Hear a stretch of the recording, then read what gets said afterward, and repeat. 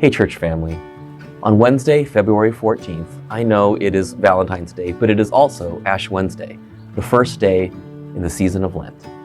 For centuries and all around the world, Christians have been using the 40-day period before Easter, which we call Lent, as a time for prayer, for fasting, and for generosity.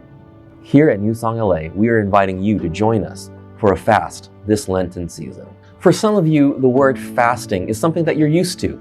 You do this periodically. Some of you do intermittent fasting for your own health purposes. And for others of you, the word fasting seems a little bit scary. But let me explain to you what I mean by fast.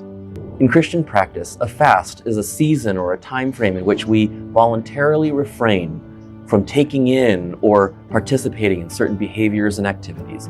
Traditionally, that's fasting from food for a certain amount of time, but there's other ways that we can fast.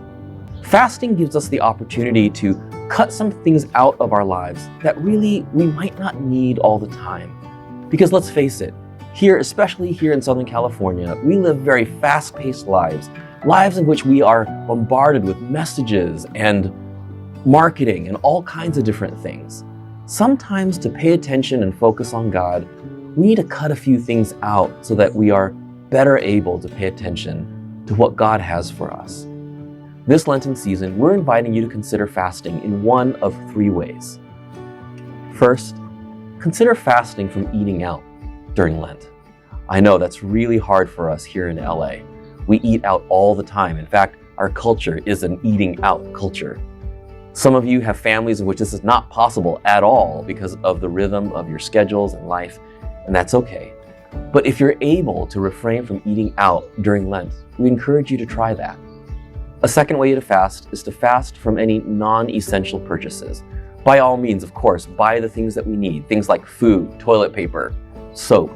But for other things like new shoes, new clothes, stuff that you want to use to decorate your house, maybe we can put a pause on that, just for this season. A third way to fast this Lenten season is to refrain from watching TV shows or movies. I know that could be really hard for some of us. What these three types of fasts have in common is that each of these have to do with how we consume, how we continue to consume, whether it's information and media or goods or food. We consume a lot as a culture, and we're going to talk about as a church how that overlaps with issues of justice in our world. But we, particularly here in Southern California, are such a consumer-oriented society that our appetites are what govern what we think about and what we long for. This Lenten season, an invitation to fast is an invitation to find that God is sufficient, that God is worthy of our attention, and that our desires and our appetites and our imagination can be fulfilled as we leave room and make room for God in our lives. So come and join us. Join us in this fast if you are able. You might choose one, you might even choose a couple if you feel like you want to stretch yourself a little bit. My prayer for us as a church is that this Lenten season would be fruitful for us, not in what we produce and what we make, but how we grow closer to God and experience God's goodness during this season.